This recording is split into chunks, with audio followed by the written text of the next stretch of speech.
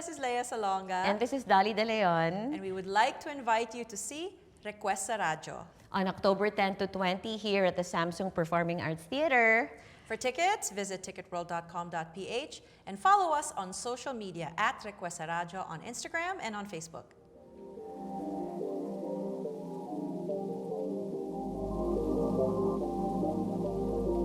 Ain't it in, Dolly? Oh, look at these chairs. Anyway.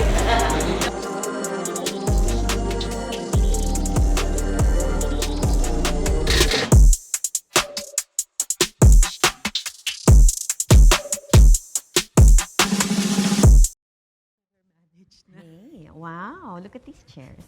Cool. I wonder how many crocodiles gave their lives no, for that chair. I hope not. Grabe, nice to be home, no? When you come home, ba, do you feel like you're on vacation or you're in work mode? It depends. If I know that I don't have work meaning in concert or rehearsing for a play or doing a play, I mean stuff like this doesn't feel like work. Then like my brain knows, relax, you're going to see your friends, you're going to hang with the family, you're gonna be a normal person for a few weeks. Enjoy it. Enjoy the sleep that you're gonna catch up on. So most of your friends are here? I have a group of friends here, and then I also have a group of friends in the US. So there's support wherever I happen to be. But with technology the way that it is, it doesn't really matter where my friends are. And I think we all got really good at it during COVID, where, okay, let's get a Zoom session together where all of us can just see each other. And then do you drink while you're Zooming? Yeah. Yeah. Yeah, I do that too. Saya nun. Yeah, ako rin, when I come home, it's more of, it's rest. It's not really work. Right. When I'm out, parang I'm automatically on work mode when I'm out. Kasi you live there na now, di ba? Yeah, so it's kind of a mixed bag. Yeah, for me, this is home eh. So it feels like it's, time to relax, spend time with the kids. When I'm out, I'm on work mode automatically. Right. When I'm so there. Even when you get on the plane, already I'm already on work. Yeah, I'm already. Like the stress is already starting when I'm on the plane. You can feel your cortisol levels climbing. Yes. So how much time do you get to spend abroad versus here? This year, I was out for 6 months. I was away for 6 months. So that's the longest I've been away from home. And you would think that technology helps with that, no? But the time difference is... Yeah, that doesn't change. We're advanced 7 hours. So by the time I get home from work, I'm tired. And my kids are asleep. So I can't even talk to them. And my friends are asleep. Even my friends who usually go out and drink and stay until 3 o'clock in the morning. Yeah, they're already gone. They're home already. So iba talaga when I'm out of the country. It's different. It's really work mode. Yeah. So how do you find those time to decompress when you're not able to talk to your friends or your family because of the time difference? So when the work day ends, what do you do? That's a very good question. It depends on the day. If I had a really bad day, I just sit and cry in my living room. I'm not even kidding. I do that. I really just cry it out. But sometimes I just, I love watching movies and series. I love reading. I love playing Call of Duty Mobile. On my phone. I love shooting, virtual people because you can't shoot real people in real life. So I kill them there and I have so much fun. That's my passion when I'm not doing anything. Okay. What do you do? Okay, I'm a gamer. You are? I'm a gamer. What do you play? So I game it's either on the Xbox, their new console, which looks like a very large brick. But lately, it's been on the PS5. So there's a PS5 in New York, and there's a PS5 in Manila. Gamer ka pala. Yeah. I never thought that Leia Salonga played Final Fantasy. That's wild to me. Final Fantasy 16. That became kind of my, oh my God, when I get home, I have to play this. One, the story is amazing. The voice acting. That's, I think, even more than the gameplay, the graphics. It was the voices of the actors. Galing. Ikaw talaga you're really drawn to the talent behind it, no? Yeah. That's why you're obsessed with BTS, di ba? Because you're, di ba? Because you admire their talent and their Yeah. hard work, their passion, The work the ethic. discipline, the work ethic, Yeah. and yeah. I'm also like that. When I watch anything, Yeah. I'm very performance-based. My taste is very performance-based. If the Right. performance isn't very good, I can't anchor to the... Yeah, I just that's stop hard. watching. Yeah, it's hard. The thing is, so one of our mutual friends, an actor named Franz Ignacio, Yes. during the pandemic, she and I found a connection, and we both ended up fangirling over BTS, and one of them in particular, who is Itago V. natin siya sa pangalang V. V. Itago. Itago nga natin. But I think the thing about him that made us just gravitate, almost instant. It was just one of those, like there was dynamite, there was a shot where he's basically combing his hair with his hands, and he's in an extreme close-up, and the eyes are intense, and I just can't. Yeah, I know can't. what you mean. I know what you mean. Yeah.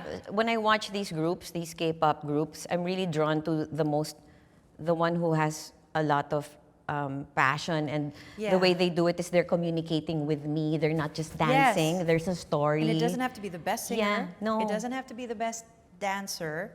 Yeah. But V is a communicator, a storyteller, an actor.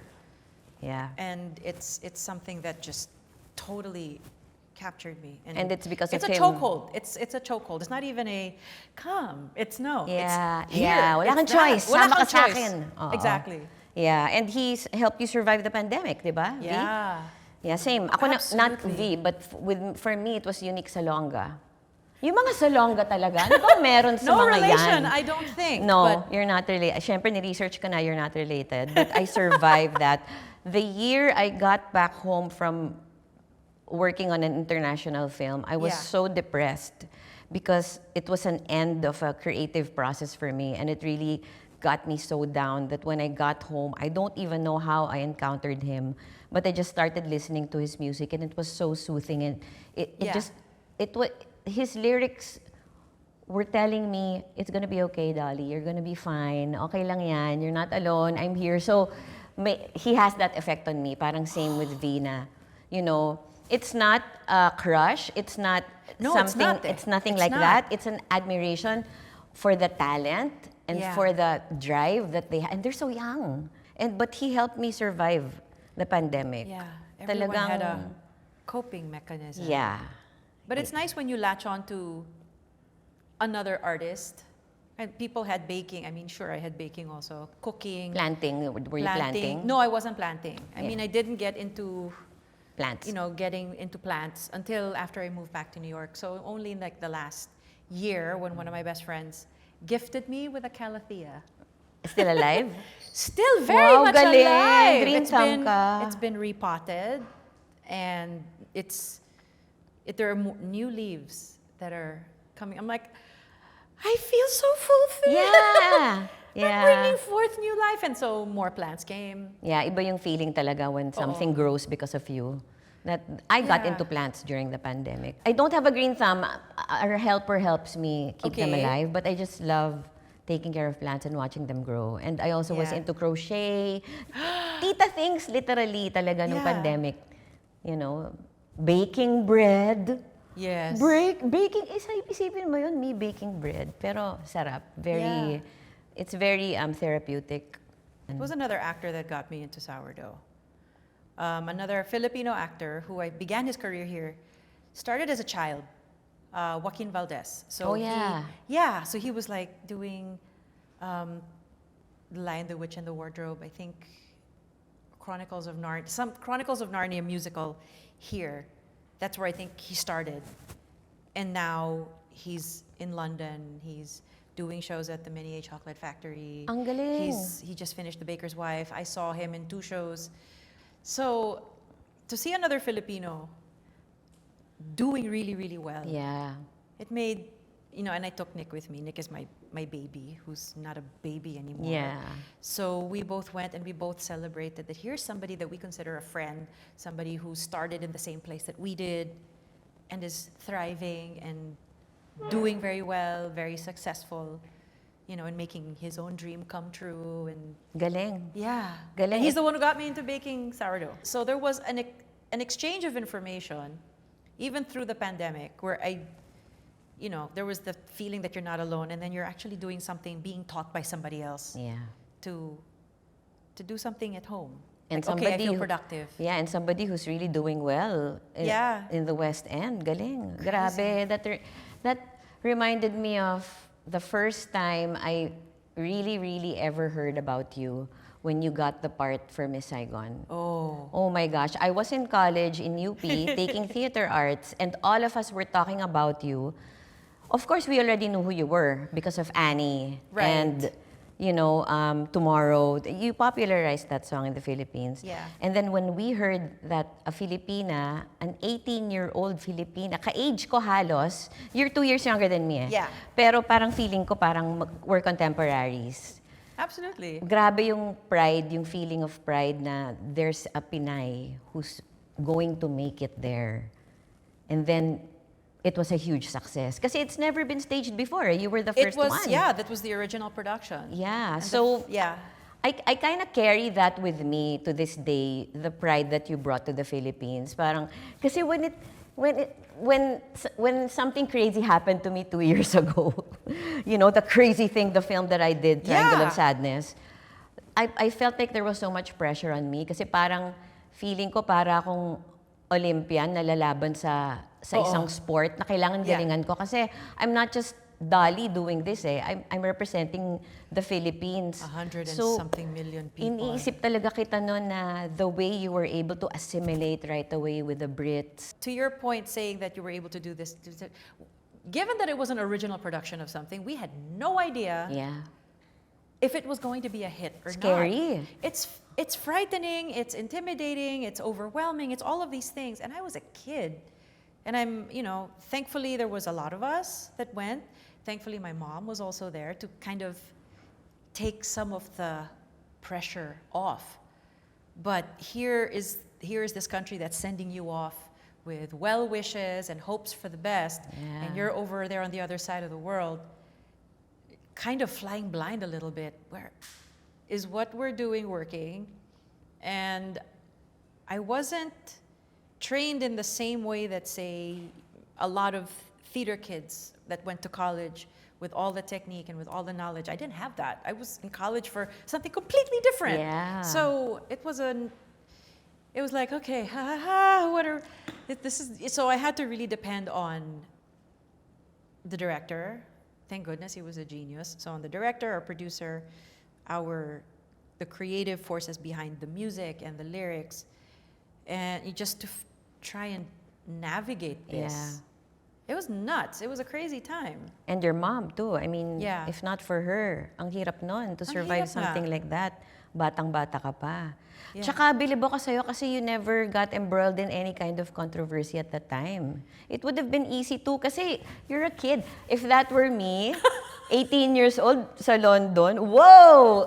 Party! Yung ganon. Yeah, Hindi nga, I would be partying kasi party girl ako. Pero ikaw, bilib ako sa'yo kasi you're kind of a dork, no? You're a geek. Yeah. Yeah, I can tell. Kasi munti ka na maging doktor, di ba? That was Correct. your course, bio, di Yeah, ba? I was a biology major, which still kind of throws people who don't know my history, kind of throws them for a loop. Yeah, Like, it threw me off. It really What? did. I didn't know threw that. quite a few people off, but clearly it was a pivot that needed to happen. Yeah, yes. And I'm much happier We're all now. glad it happened. Yes. Me too. And it was a break that came, this international break that happened at such a young age. Yeah, and how did you manage that? Kasi if that happened to me, feeling Right. ko yayabang ako. I'll become super yabang. I'll be like, I'm all that. At that age, How Right. did you handle that kind of stardom at a very young age without it getting into your head? I think it helps when the authority figures in your life never ever did ang galing-galing mo. Because I've seen that happen to some of my contemporaries from childhood, and that can mess you up because Yeah. the real world is not that. And so I think because I wasn't treated with that kind of quote unquote admiration from that young age, my entry into the real world was, felt more normal because I knew that no one was going to indulge this 18-year-old. And if I needed a stern talking to, I would get one, even when I was over there. But now back to you. Okay, I will admit to not being a teleserye watcher.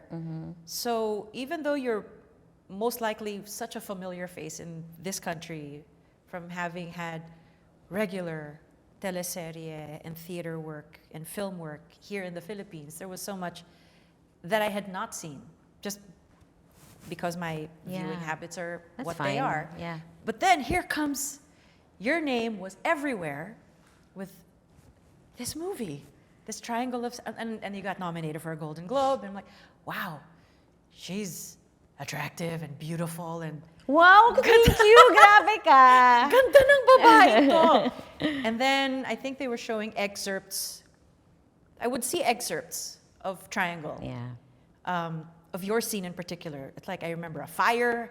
I remember you pointing at people. Yeah. And I remember you basically being this badass. Yeah. The F? What the F am I watching? And it's this image of this Filipino actor who's it's not the hinhin, it's not this Maria Clara, it's the I am taking over kasi ako na yung kapitan nito because wala na kayong alam and I am the one taking over. So the power dynamic, the shift. So I mean that was clearly a performance that definitely deserved so much notice. And that's when I heard your name. And that's when it was like, Dolly De Leon, Dolly De Leon. So what was that like? Oh my gosh, that what was that wild. Craziness? That was like? really wild, crazy. It was insane because I'm so used to just being invisible in the industry. People call me the day before a shoot and ask me, available ba kayo bukas? Call time nyo 4 a.m., pull out mo 3 a.m., blah, blah. Okay, game. That was my life. And my life was playing characters sometimes with no names. Yung mga tipong judge. Tapos yun yung line, doctor. Tapos no name characters. Check is cleared? Okay. Exactly. Yeah. And saying yes to every offer. That was my life. So when Triangle of Sadness happened, and that was the film where I got home and I got depressed and started listening to Unique.